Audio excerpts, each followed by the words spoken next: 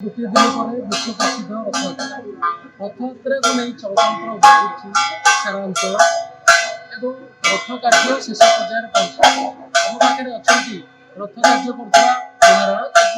कर पचारि बुझे कौन रही रथ कार्य केते दिन करुले रथ कार्य पचारि बुझे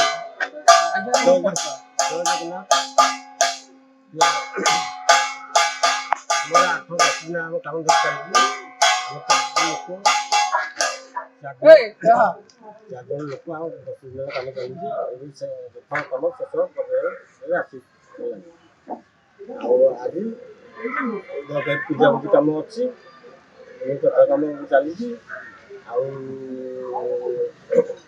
ଜଗନ୍ନାଥ ଦେଖିବା ସେ ଭଲ ଆମକୁ ଆମ ରଥ ଦେଇ ରଥ ଚାଲନ୍ତି ରଥ କରି ଆସୁଛନ୍ତି କହିଲେ ଆପଣ ଶୁଣୁଥିଲେ ରଥ କାର୍ଯ୍ୟ ବର୍ତ୍ତମାନ ଶେଷ ପର୍ଯ୍ୟାୟରେ ପହଞ୍ଚିଛି। ଆମ ପାଖରେ ଅଛନ୍ତି ସ୍ଥାନୀୟ ବାସିନ୍ଦା ଏବଂ ତାଙ୍କଠୁ ପଚାରି ବୁଝିବା କିପରି ରହିଛି ରଥ କାର୍ଯ୍ୟ। ଆପଣଙ୍କ ପରିଚୟ?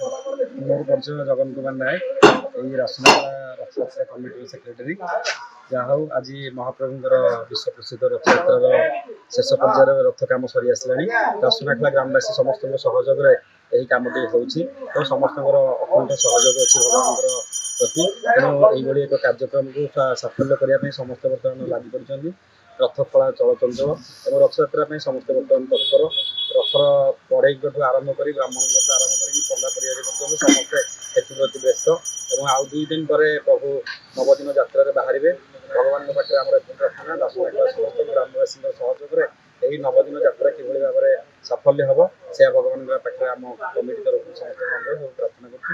ସମସ୍ତଙ୍କର ସହଯୋଗରେ ଏହା ପୂର୍ଣ୍ଣ ମାତ୍ରାରେ କାର୍ଯ୍ୟ ସମ୍ପାଦନ ହେବ ଏଠି ଭାଇ ଆମର ସ୍ଥାନୀୟ ବାସିନ୍ଦା ଯିଏକି ରଥର କମିଟିର ମେମ୍ବର, ସେ ସମ୍ପୂର୍ଣ୍ଣ କାର୍ଯ୍ୟ ସମାପନ ବିଷୟରେ କହିଥିଲେ।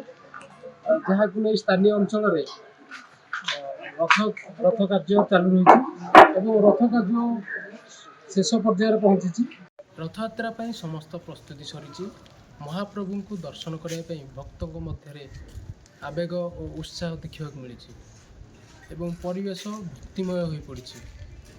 ରଣପୁରରୁ ଜିତେନ୍ଦ୍ର କୁମାର ସାହୁଙ୍କ ରିପୋର୍ଟ, ବଡ଼ ଖବର।